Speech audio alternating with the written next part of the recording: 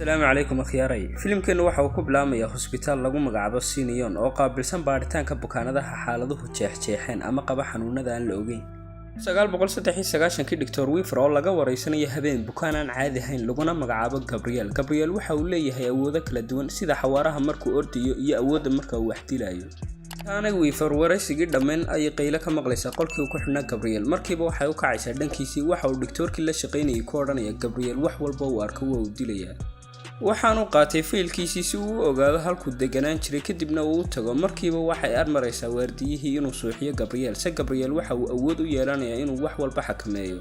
markii uu isiri waardiyuhu xabad ku dhufo gacantii buu jabinayaa isla markiiba waxa la boodaysa qorigii Weaver waxayna ku dhufanaysaa xabadii kadib markuu suuxo waxay arkayaan raadiyowgii oo uu ka hadlayo Gabriel. waxaanu ku oranayaa waa idin dili doonaa waxayna arkayaan dhaqaatiirtii oo uu laayay ama dilay kadib waxay oranaysaa waa inaynu sida ugu dhaqsiyaha badan uga daweynaa xanuunkan intaanu dilin dad kale. markaynu u nimaadno waqtiga hadda jooga waxaynu arkaynaa Maddie oo soo gashay gurigeedii ninkeedina waxa uu ku oranayaa waxba ma tihid imise cunug baad la kuftay ama dhacday oo laga soo xaaqay welina waxba ima dhalin. ugu xanaaqaya ugu dambeynna madaxa ayuu gidaarka ugu dhufanaya markiibana waxa uu cararaya dhanka talaagada si uu baraf ugu qabto se markuu baxa ayay albaabka ka xidhanaysaa si ay kaligeed u ahaato ugana nasato dhibtiisa. kadib waa ay seexanaysaa in yar kadib waxaynu arkaynaa daarka oo hurda se waxa uu maqlayaa sanqadh ama se waxaan ka yeedhiyay gijada waxaanu u malaynayaa inay Maddie tahay. se waxa uu arkayaa inaanay Maddie ku jirin markuu soo galo waxa uu arkayaa koobkii mashiinka oo kaligiis ka shaqeynaya hayaay kadib waa uu baqtiinaya haddana talaagada ayaa isfuraysa runtiina aad buu u naxayaa waanu yaabayaa. kadib marka uu xidho haddana waxa uu maqlayaa TV-ga oo iska baxaya markuu imaadana wuxuu arkayaa gabadh fadhida TV kolba kanal geynaysa markuu leedhka ama nalka shidana waa uu waayay hayaay. waxa uu soo dhawaanayaa fadhiga ama kursiga lagu fadhiyo waxaanu dareemayaa in weli lagu sii fadhiyo waxa uu ku noqonayaa qolkii cuntada isagoo yaaban ayaa noola madow gadaal kaga imanaya kadibna waa uu dilayaa deerka. isla waqtigaas ayay hurdada ka soo kacaysaa Maddie waxayna arkaysaa inuu weli madaxeedu dhiigayo kadib markay soo baxdo waxay arkaysaa ninkeedoo qoorta laga jabiyay nooluhuna ag taagan yahay. argagaxaysaa noolihiina waa uu soo baxsanaya ama eryanaya waxay ka gelaysaa qol waa uu kaga soo dabagelaya haddana waxay ka gelaysaa qol kale iyadoo isla isku soo xidh ayuu ku soo jebinaya wayna suuxaysaa. markiibana booliiska ayaa imanaya sawaxanka iyo qaylada meesha ka baxaysa awgeed si ay u baaraan waxa meesha ku jira waxaana loo xil saaray baaritaanka Kikawi iyo Rich. markay soo galaan guriga kuma arkayaan wax raad oo cadaynaya in guriga la soo galay kadib waxa uu imanaysaa mid ka mid ah kuwa meedadka baadho leedha Wayne waxayna u sheegaysaa in daarka si xun loo dilay. Maddie ay ku dhex suuxday qolkeeda kadib Kikawi waxa uu tagayaa dhankii meydku yaalay si uu soo eego se waxa la yaabayaan qaabka loo dilay arxan darrada. Maddie ayaa soo kacaysa waxayna arkaysaa walaasha Cindy oo la joogta Cindyna waxay ku oranaysaa xalay ayaa la dilay deerka adna waad suuxday kadib booliiska ayaa xaggan ku keenay. Maddie waxay ku oranaysaa waxaasoo dhan waxaan u sameeyay si aan inanteeda yar u badbaadsado se markay taabato caloosheeda waxay ogaanaysaa inay cunugeedii afraadna ay weyday. runtii aad ayay u murugoonaysaa wayna qaylinaysaa laba cisho kadib waxa uu imanaya Kikawa waxaanu rabaa inuu dilkii dhacay wax ka weydiiyo. se waxa uu arkayaa iyadoo xaalad nafsi ah ku jirta Sydney ayaa ku oranaysaa xaaladan waxba kuma weydiin kartid waa dareemi kartaa waa ilmihii ama cunugii afraad ee ay weyso. ayuu ku oranayaa waa runtaa waan dareemi karaa waxaanu siinayaa nambarkiisa wuxuuna u tagayaa Rich. waxayna ku oranaysaa gacanta lagu dilay deerka waa ay rogneed ama cagsi ayay ahayd waxayna u sheegaysaa xiriirka ka dhaxeeyay isaga iyo xaaskiisu inaanu wanaagsaneyn uu aadna u dili jiray. waxa macquul ah inay ka argoosanaysay sidan arxan darrada lehna ay iyadu u dishay. 2 wiig kadib Maddie gurigeedii ayay ku soo laabanaysaa. habeenkii marka la gaadho ayay waxay daaqada ka arkaysaa nalka ama leedhka wadada ku yaala oo kolba damaya waxayna sooranaysaa malaha waa indhahaga kadib markuu shidmo isla nalkii gurigeeda ayaa damaya. markiibana waxay u cararaysaa dhanka albaabka waxayna xidhaysaa albaabkii iyo daaqadihii iyadoo weliba hubinaysa inay xidhay kadib markay hoos u soo degto waxay arkaysaa albaabkii dambe oo furan gurigana qaylo ayay ka maqlaysaa. isla haddana albaab kale ayaa furmaya cabsi weeye markiibana waxay u cararaysaa qolkeedii oo ku yaala dabaqa sare ama biyaanada labaad. markay gashana iska daa inay xidho way isku musbaaraysaa gidaarka iyo albaabka subaxii ayay u imanaysaa Sydney waxayna arkaysaa albaabkii oo xidhan. Maddie ayaana daaqada ka furaysa si ay u soo gasho waxayna ku oranaysaa maxaa ku helay albaabka sidan oo dhan maxaad uga adkaysay waxayna ku oranaysaa iyadoo murugaysa waxa kaliya aan rabay inaan noqdo hooyo ilmaheeda tarbiyadaysa. waxayna ku oranaysaa waxaan maqlay gabadh yar oo hooyada dhimatay 8 sanana jirta ka waran haddaan korsado hooyo u noqdo. nina aad ayay ula yaabaysaa maadaama ay Maddie inay sidan u hadasho waqti hore ugu dambeysay. isla waqtigaas waxaynu arkaynaa madxaf ku yaala magaalada Seattle gaar ahaan dhulka hoostiisa. ina waxay u sharaxaysaa taariikhda iyo madxafka magaalada dadka markay u dhameysana waxay soo aadaysaa gurigeedii iyadoo hawla haysa ayay maqlaysaa jabaq ka yeedhaysa albaabka dambe se markay eegto cidna ma joogto isla markiiba waxay dareemaysaa in la daba socdo waxayna u cararaysaa dhanka iyo nalka markay shido se waxba ma daba socdaanba waxay ka maqlaysaa cod saqafka ama xagga sare waxayna arkaysaa noole argagax leh markiibana waxay soo kacaysaa iyadoo xidhxidhan waxayna arkaysaa noolihii oo hortaagan waxa uu kala hadlayaa raadiyowga waxaana u sheegayaa inuu yahay Gabriel wuxuuna soo saarayaa moobilkeedii wuxuuna ka wacayaa Dr. Weaver kadib waxa uu ku oranayaa waa inaynu sida ugu dhaqsiyaha badan uga daweynaa si aanu dadka kale u dilin kiibana way naxaysaa waxaana xasuusanaysaa inuu Gabriel yahay isla markiina waxay soo saaraysaa faylkiisii si ay dib ugu eegto waxaanu arkaynaa maadi oo sidata dhar xagga hoosena u soo socota markiibana waxba hor carraysa markay hubisay waa ay weynaysaa waxayna tagaysaa qasaalada si ay dharka ugu meedho se iyadoo ku goraysa dharkii ayay arkaysaa Dr. Weaver oo qasaalada ka dhex qaylinaysa wayna naxaysaa dibna ayay uga soo boodaysaa isla markaa waxay dareemaysaa gacanteeda inay dhulka ku dhagan tahay aanay dhaqdhaqaaqi karin haddana waxay arkaysaa Gabriel oo qabanaya madaxa Dr. Weaver wuxuuna ugu dhufanayaa dhulka markiibana gurigii maadi waxa uu isku bedelayaa gurigii Dr. Weaver waxayna arkaysaa Gabriel oo si xun u dilaya Weaverna waxay isku dayaysaa inay ka baxsato si ugu dambeyn maadi horteeda ayuu ku dilayaa maadina aad ayay u qaylinaysaa waxaana arkaysaa in kaliya gurigeedii joogto waagiina uu bariyay waxay taabanaysaa madaxeedii waxaana arkaysaa weli inuu nabarkii dhiigayo dhab ahaanna subaxii dambe waxaa la arkay Weaver oo dhimatay markiibana booliiska ayay wacday gabadhii u shaqayn jirtay Dr. Weaver markay soo galeen gurigii Kikawa iyo Rich si ay baaritaan ugu sameeyaan waxay arkayaan Weyney waxayna u sheegaysaa dilkan inuu la mid yahay kii hore isla hal qof ayaana dilay waxaanu ku dilay agabkii Dr. Weaver qaybtii sakiinta ahayd ama midida ahayd haddana waa aan weynay qaybta kadib intii ay baaritaanka wadeen ayuu Dr. Kikawa waxa uu ka helayaa meesha sawir gabadh yar leedahay waxaanay bukaan u ahayd Dr. Weaver waqtiga Gabriel waxa uu ka sameeyay hub birtaalay madxafka isliina waxay isku dayaysaa inay iska furto xadhiga si wax waaliya laga jariyo wayna naxaysaa waxaanu ku oranayaa aad naftaada ka fikir oo ayr joog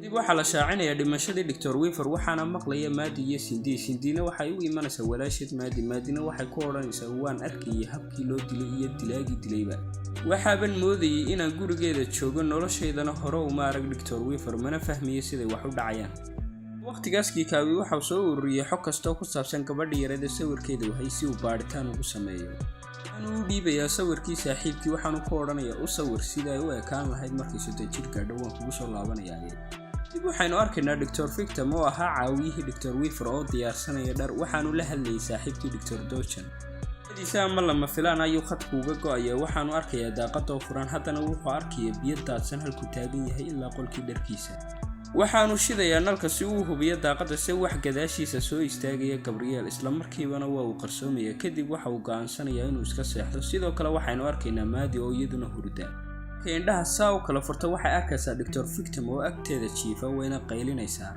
markiibana gurigii waxa uu isu bedelayaa gurigii Dr. Victor iyadna waxay moodaysaaba inay gurigii si joogto kadib Gabriel ayaa Dr. Victor dul imanaya isagoo hab argagax leh u saxda waxaanu gelinayaa mididii uu haystay kadib waa ay qaylinaysaa Maadi markuu soo eego Gabrielna wajigiisa ayay ka sii argagaxaysaa xoog ayayna u qaylinaysaa ilaa uu ka bariyo ay aragtay inuu qolkeedu caadi yahay waxa markiiba u imanaysaa Cindy waxayna u sheegaysaa inuu nabarkii mar kale dhiigay sidoo kale waxay u sheegaysaa inaanay riyoonayn ay dhab ay tahay wixii ay arkaysay Victorna waa uu dhintay waxayna tagayeen xaruntii booliska kadib waxay Rich u sheegaysaa wixii ay aragtay iyo sidoo uu dhintay Victor Cindyna waxay ku sii tiri Maadi waxay awood u leedahay inay sheegtay halkii lagu dilay Dr. Victor sayidinku waa inaad soo hubisaan kadib waxay u sharaxaysaa meesha halkay ahayd iyadoo luuq ugu tilmaamaysa kadib Kikawa iyo Rich waxay tagayaan dhismihii ay u tilmaamtay markay galaan waxay arkayaan qolkii Dr. Victor oo albaabkiisu furan yahay markay galaanna waxay arkayaan Dr. Victor oo dhintay habkay u sheegaysay taasoo cadeyn u ah Maadi inay aragtay wax sax ah oo aanay ahayn kaliya in riyoonaysay Maadi waxay galaysaa nusqusha ama suuliga iyadoo wajiga meedhanaysa ayaa waxa soo wacaya nambar aanay garanayn ay ka qabato waxa uu sheegayaa magaceeda dhabta ah inuu ahaa Emily ayna ka bedeshay hooyadii beenta ahayd ee korsatay wuxuuna u sheegayaa inay garanayso isaga dhaqaatiirtii ku qanciyay inuu riyaagteeda ka yahayna inta uu hadhay uu dilayo waxayna ku qaylinaysaa magaca Gabriel iyadoo ka tuugaysa ama ka baryaysa inaanu cid dambe horteeda ku dilin moodaa inay aqoon fiican isku lahaayeen kadib waa uu ka jarayaa telefoonkii waxay u tagaysaa walaasheed Sydney si ay meesha uga tagaan Kikawina waxa uu weydiinayaa saaxiibkii inuu sawirkii dhameeyay waxaanu ka oranayaa waa ka xafiiskayga qaybta faylasha yaala ka doono sheegaysaa Maddie taasoo ka dhigan inay Maddie ahayd bukaan ka mid ah bukaanadii Dr. Weaver. Kadib Maddie iyo walaasheed waxay u tagayaan hooyadood waxayna Maddie weydiinaysaa waa kuma Gabriel. waxay ku odhanaysaa waa saaxiibkaagii aan lagula ogeyn waxayna tusaysaa maalinkii dhalashadeeda iyadoo la hadlaysa qof aan la arkin mar walbana la sheekaysanaysa. xataa markaan uurka yeeshay intaad moobilka ka wacday ayaad ku tiri Gabriel haddii walaashay markaad weynaatayna waad iska ilowday. waqtigaas waxaynu arkaynaa Kikawi oo baadhaya xogta Maddie waxaana arkayaa flash ay ku duuban tahay video. kadib marka uu shido waxa uu arkayaa Dr. Weaver oo ka hadlaysa xaaladda Emily intaanay ka baxsan hospitaalka hooyadeedan cusubna aanay la wareegin waxaanay caawimaad ka dalbanaysaa Victim iyo John. wuxuuna markiiba ogaaday qofka kale uu shiishku saaran yahay inuu yahay John. kadib waxaynu arkaynaa Maddie oo meedhanaysa wejigeeda ama fool dhaqanaysa si waxay muraayada ka arkaysaa John. ayuu gurigii John isu bedelaya waxayna dareemaysaa Maddie inay meesha ku dhagan tahay aanay dhaqaaqi kareyn waxayna arkaysaa John oo moobilkiisa isticmaalaya. kadib Gabriel ayaa soo daba maraya isagoo sita midi. Kikawina aad ayuu soo dheereeyay markuu soo galay waqtiga ka dhacay wuxuu arkayaa John oo hab naxdin leh ugu dhex dhintay meeshii uu ku qubaysanayay. weli Gabriel meesha kamuu tegin markiibana waxa uu weerarayaa Kikawi. Kikawi waa iska celinaya oo baaskoolada ayuu isticmaalaya. kadib Gabriel waa ka baxsanaya haddana Kikawi isagoo baacsanaya ama eryanaya ayuu arkayaa inay wax ka khaldan yihiin habsocodkiisa. kadib sidii meel walba uu maro uga daba mariyay mar qura ayuu ka qarsoomayaa. maalinkii labaad ayuu u tagayaa Maddie wuxuuna u sheegayaa inay dhinteen 3 dhakhtar oo qaabilsanaa xaaladeeda markii ay yareed. kama xasuusanaysa Maddie wixii yaraanteedii ku saabsanaa. kadib waxaa loogu yeedhayaa dhakhtar ku takhasustay cilmi nafsiga waxaana tusaysaa hab ay xusuusteedii u soo ceshato. kadib Maddie waxay u sheegaysaa yaraanteedii inuu dhibi jiray Gabriel dadkuna aanay rumaysan jirin waxaanu ku soo wici jiray moobilkii ay ku ciyaari jirtay. kadib habeen ayaa uu ku yidhi midda qaado cunuga caloosha hooyada ku jirana dil. qolkii ayay soo gashay. Gabriel waxa uu ka baqay markay walaal yeelatay inay ilowdo iyadoo mididii ku sii wada hooyadeed ayuu caqligeeda soo noqonaya waana qaylinaysaa. kadib dhakhtaradii iyo Cindy ayaa qabanaya iyagoo kula histaji. waxaynu arkaynaa Isli oo xadhigii uu ka furmay waxayna ku soo dhacaysaa dhulka sameeshuba gurigii Maddie wayna naxayaan. markiibana Maddie ayaa la xidhaya waxaana xagga sare loogu tegayaa hubkii ay ku dishay dhakhaatiirtii iyo dharkii ay xidhnayd markii ay dilaysay. waxaa lagu odhanayaa sheeko madaxa intaad ka baxdo qira adaa dilay dhammaantoodba. waxay ku odhanaysaa anigu ma dilin si su'aalaha ayay daad kaga dhigayaan ama ku badinayaan. kadib waa xanaaqaysa waxa mar qura damayaan nalkii. kadib moobilkeedii ayaa la soo wacaya marka uu Kikawi qabto waaba Gabriel ba. waxa uu ku odhanayaa Maddie waxba ma oga keliyana waxay haysatay waxaan jirin oo waxay igu yeeri jirtay shaydaan. kadib Sydney waxay u tagaysaa hooyadeed si ay u tusto warqadii ay kala wareegtay Maddie. waxay wacaysaa xaruntii agoomaha ee ay deganaan jirtay Maddie. kadib waxaa loo tilmaamayaa inay walaasheed markii iyaga ugu dambeysay ay ku jirtay hospitaal looda Sinyon. waxay tagaysaa hospitaalkii oo meel cidla ku yaala noqdayna hospitaal qadiimi ah. kadib markay gashay waxay raadinaysaa faylkii Maddie si ay wax badan uga ogaato. isla markay hesho waxay arkaysaa canjalad ku jirta oo ay lahayd hooyadii saxda ahayd ee dhashay Emily laguna magacaabo Isli. iyada iyo hooyadeed ayaa wada daawanaya canjaladii. Isliina waxay sheegaysaa in dhibaatooyin badan oo iyada loo geeyay aawadeed inanteeda u geysay meesha carruurta lagu xanaaneeyo si ay nolol fiican u hesho. Islina Gabriel ayaa ku xidhay saqafka guriga Maddie. Islina waxay ahayd intii la raadinayay mid ku xidhan guriga Maddie. waxayna gashay koomo dhibtii soo gaadhay awgeed. Kikawina waxa uu ogaanayaa inay Isli ahayd hooyada dhabta ah ee Maddie. labaad Sydney waxay shidaysaa canjalad labaad oo ay ka duubtay Dr. Weaver Maddie markuu sanadku ahaa 1992. waxaanay ku lahayd waa inaad u dhamayso Gabriel. Gabrielna waxa uu ahaa noole ku nool dhabarka Emily oo lafa uun ah oo jidh lahayn. waxaanay ku dareen liiska xanuunada la yaabka leh waa noolaha keliya ka kooban timo, lafo iyo ilko oo aad moodo cunug aan dhamays ahayn. waxaanu quudan jiray cuntada soo gasha jidhka Emily isla markaana waxa uu xukumi jiray maskaxdeeda. waxaanu tusi jiray ama uu uga sheekeyn jiray waxa uu rabo inay ogaato ama aragto. waxaanu ku qancin jiray inay nolosheeda ku noolaato si xaqiiq ahaan. waxa uu isticmaali jiray jidhkeeda isagoo dad badan ku dilay. waxayna go'aansadeen Dr. Weaver iyo intii la shaqaynaysayba inay ka gooyaan se waxay arkeen inuu xubno muhiima ku dhagsan yahay kaliya waxay ku qariyeen jidhkeedii. waxa Gabriel soo kiciyay oo mar labaad jidhkeeda awood u siiyay inuu ku noolaado waa markii uu deerka ama ninkeedu madaxa ugu dhuftay gidaarka. isla waqtigaas Maddie waxa lagu xidhay jeel ay ku jiraan dumar dila ah. kadib waxay bilaabeen inay garaacaan iyagoo u malaynaya inay filiyo tahay se way xanaaqaysaa. waxaana madaxeeda ka soo baxaya Gabriel isagoo gadaal u socda ayaanu dilaya dhammaantood. askarigiina waa uu baqaya waxaanu soo dhanaya dil se isagiina waa uu dilaya. Cindy ayaa soo wacaysa Kikawi waxayna u sheegaysaa xog walba oo ay ka soo ogaatay Gabriel waxayna u sheegaysaa inuu ku soo noqday maalinkii uu madaxa uga dhuftay gidaarka deerka waxayna ku jiri hore u gaadh Maadi. Rumaysanaya Kikawi kadib waxa uu maqlayay waxa ka xarunta ka soo baxaya weynayna sidoo kale waa ay maqashay waxayna ku jirtay qolkii faylasha si waa ay dhuumanaysaa. Waxayna arkaysaa Gabriel oo si xun u dilaya askartii maadaama uu xawaare iyo awood isku darsaday kadib waa uu ka baxsanayaa jeelkii. wuxuuna rabaa inuu tago hospitaalka si uu u soo dilo Isli halkaana ugu soo dhameeyay Cindyna waxa ay timi hospitaalkii ay ku jirtay Isli maadaama ay ogeyd inuu Gabriel u imanayo una rabo inuu dilo. kiibana waxa damaya narkii waxayna arkaysaa Gabriel oo hortaagan waxay soo dhanaysaa albaabka xirsa waa uu tuuraya.